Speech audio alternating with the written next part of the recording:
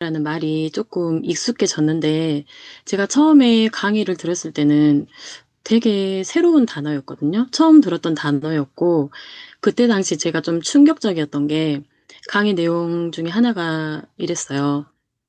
"앞으로는 내가 화장실에 가서 변을 보면 그 변에 따라서 나의 건강을 체크를 하고 오늘 내가 어떤 영양소를 먹고 어떻게 해야 되는지 그런 것까지 알 수 있는 세계가 된다."고 했거든요.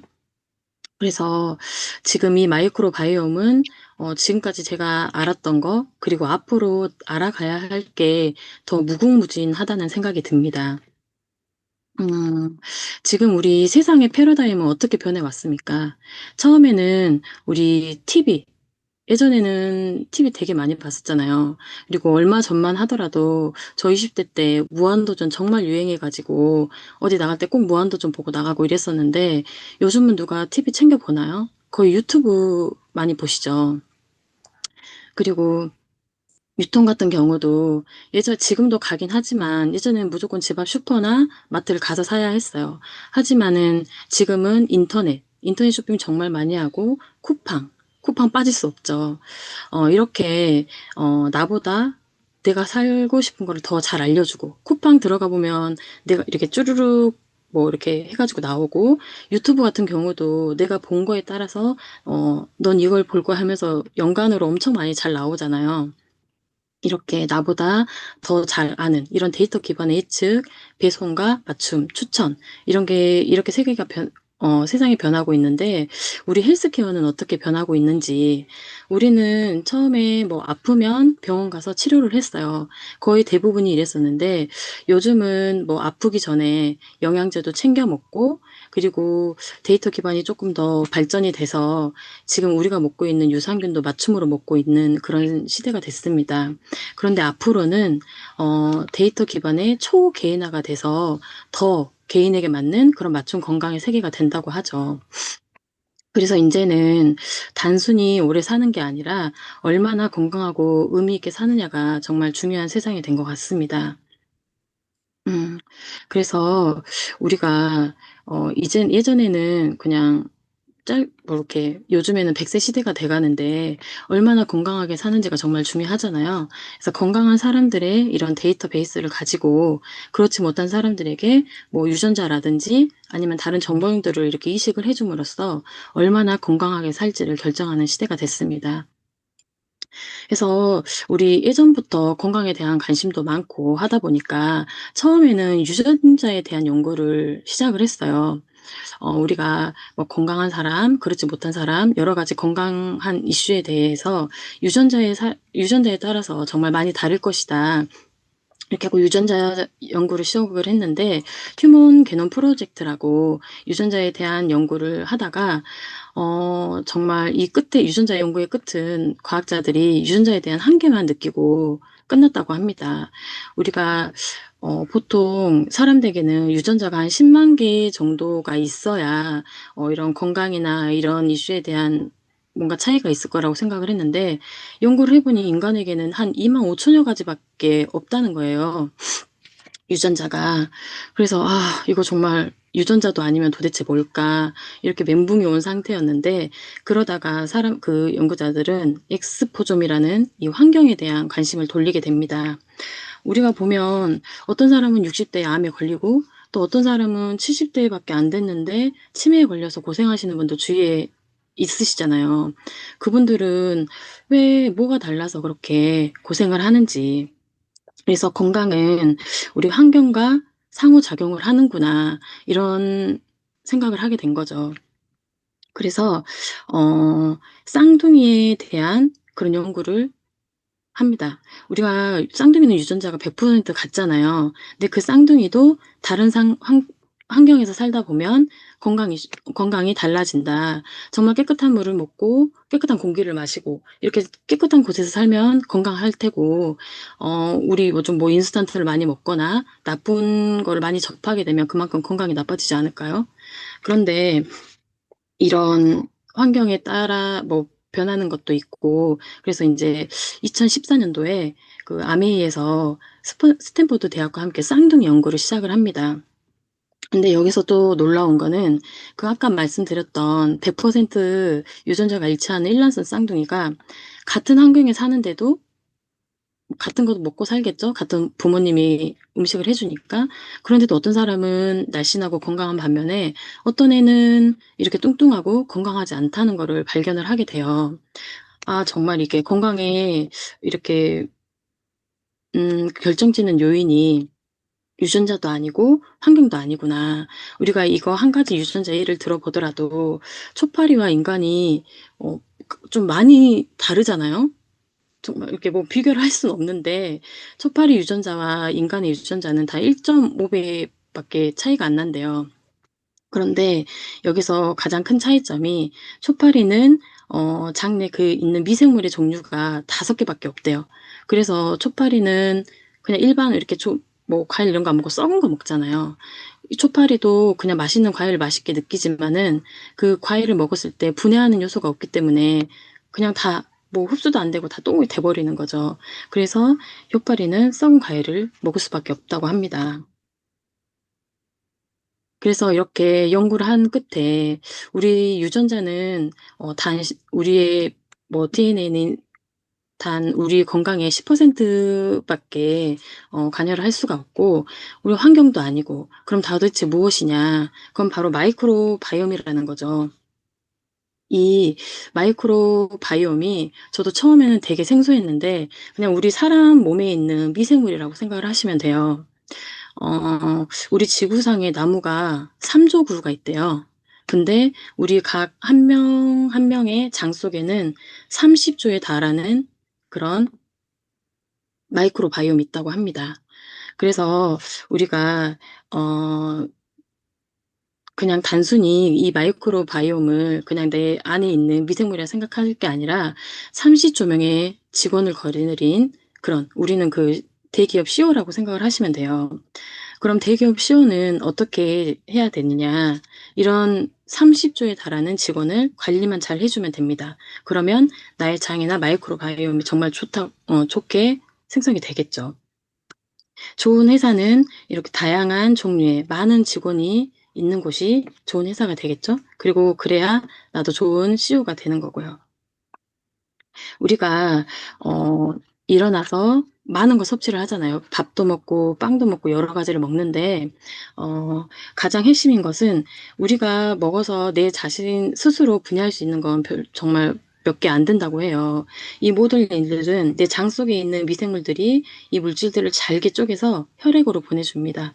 그런데 이 영양소를 내가 먹었던 이 영양소들을 잘게 쪼개주는 분해 미생물이 있으면 이것들이 반응을 해서 혈액으로 들어가는 거고 이 잘게 쪼개주는 분해 미생물들이 없으면 그냥 내가 먹는 게 다 똥이 되는 거예요. 누나 내가 거. 아무리 좋은 영양소를 먹어도 그래도 누나가 하니까 좋은 들어야지.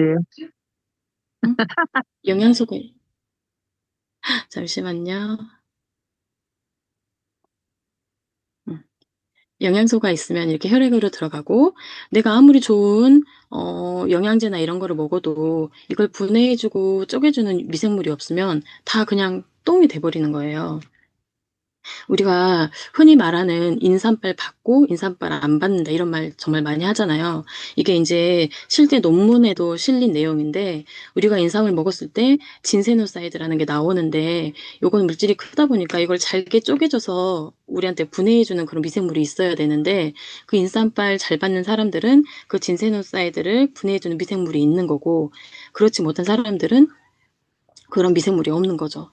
그래서 그런 미생물이 있는 걸 우린 반응군, 아닌 사람들을 비반응군 요렇게 만듭니다.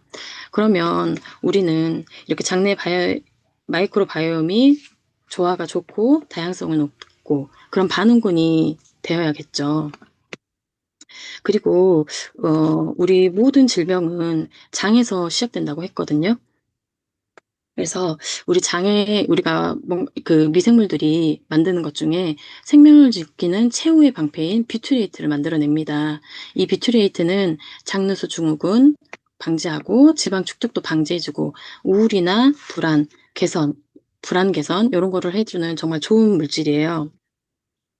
그래서 아까 말씀드렸던 그 뷰트레이트가 장 누수의 핵심 물질인데 이 뷰트레이트에 의해서 우리 장은 닫혔다가 열렸다가 해요. 그런데 우리 장은 어때야 돼요? 이렇게 잘 닫혀져 있어야 혈액으로 좋은 물질을 공급을 해주는데, 아니, 가는데, 만약에 장이 이렇게 찢어져 버린다. 그럼 장 속에 있는 뭐 독소, 이런 노폐물들이 혈액으로 들어가서 염증 반응을 일으키거나 면역 반응 등 다방면에 대한 문제를 일으키게 됩니다. 그리고 마이크로바이옴은 면역 체계의 기본 중에 기본이라고 할 수 있어요. 우리 면역 세포들은 태어날 때 눈이 없어요. 그래서 이 장 속에서 훈련을 받아야 됩니다. 예, 뭐 관절이나 음식물은 뇌팬이니까 공격을 하면 안 돼. 바이러스나 유해군 얘네들만 죽여. 그런데 만약에 우리가 미생물이라는 그런 눈을 잃어버린 면역세포가 많아진다면 이렇게 미생물이 없으면 교육을 못 받게 되잖아요. 이런 면역세포가 폭주를 하면 이렇게 바이러스만 죽여야 되는데 막 관절을 갖다 때리는 거예요. 그러면 류마티스, 관절염이 생기는 거고 피부를 막 갖다 때리면 어떻게 되겠어요? 아토피나 그런 알러지 같은 거. 그리고 뇌를 막 때리면 뭐 신경을 자극해서 우울증이나 자폐. 요즘 이런 주위에 뭐 저도 류마티스 관절염 겪으신 분들도 있고 아토피나 이런 거 요즘에는 흔히 볼 수 있잖아요. 이렇게 피하식별을 하지 못하는 면역 세포들이 많아지면 이런 문제들이 생긴다는 거죠. 예전에는 이런 게 없었지만 류마티스나 이런 자가 면역 질환들은 잠복 기간이 한 20-30년 정도 되기 때문에 지금 정말 많이 보이는 것 같아요. 그래서 우리는 다양성을 높이고 대사처를 끌어올리고 전반적인 그런 반응도의 개선을 향상시켜야 합니다. 근데 지금 우리는 그렇게 하고 있나요? 아니죠. 아까 말했던 그 30조들의 엘리트 직원들이 해고를 당하고 있어요. 그냥 뭐 항생제, 아프다 하면 항생제 처방해 준 거 진짜 많죠. 그리고 음식 같은 경우도 인스턴트 방부제 많이 들어있는 거, 스트레스, 그리고 음주. 특히 우리 면역은 16세 이전에 완성이 된다고 하거든요. 그래서 특히나 우리 요즘 인스턴트 많이 먹는 어린이들, 그리고 술 많이 먹는 어른들, 그분들이 한테 정말 더 특히 중요하다고 보실 수 있습니다. 그래서 우리는 과연 이런 마이크로바이옴 미생물의 다양성을 어떻게 높일까? 그게 방법이 하나 있었어요. 그게 바로 건강한 사람의 대변을 먹는 겁니다. 캡슐로 만들어서 먹는 건데 처음에 한 4주간 몸에 뭐죠? 아까 항생제를 넣어서 장을 그냥 아예 깨끗하게 만들고 건강한 사람의 대변을 먹어요. 그러면 이게 자기 어떤 문제가 있었던 게 해결이 된다는 거죠. 이거 처음 들으신 분들이 믿을까요? 저도 처음에 뭔 똥을 먹어 막 그랬어요. 너무 이상해가지고. 근데 이게 여기 넷플릭스 건강을 해킹하다라는 걸 보시면 정말 실제로 이렇게 똥을 먹습니다. 되게 시간도 오래 걸리고 돈도 정말 많이 들어요. 근데 내가 만약에 정말 곧 내일 죽을 것 같이 그런 우울감에 시달린다거나 내가 너무 힘들면 방법이 이법밖에 없어. 그러면 이런 방법을 선택하는 사람도 있을 것 같거든요. 그래서 예전에는 이런 방법이 없었지만 우리 지금 마이랩을 개발하신 HM 파마 이 대표 두 분은 그냥 단순히 한 가지만 생각을 하셨대요. 아, 우리 제발 사람으로서 사람의 똥은 먹지 말자. 그래서 연구를 계속 하셨고 지금 우리 아까 말했던 데이터 기반의 마이랩 맞춤 디지털 솔루션 요 마이랩이 아니 연구가 되게 됩니다. 처음에 이 마이크로바이옴 기술은 1세대 지금 타사에서 나오는 것도 대부분 1세대 기술로만 하고 있는 건데 요건 그냥 미생물의 종류만 알려주는 거예요. 너의 장 속에 어떤 미생물이 있다. 그리고 좀 더 2세대까지 나왔는데 요건 가격도 좀 있는데 대사체까지만 알려준대요. 너의 장에 이게 있고 어떤 미생물이 있고 이게 어떤 대사체를 만들어줘.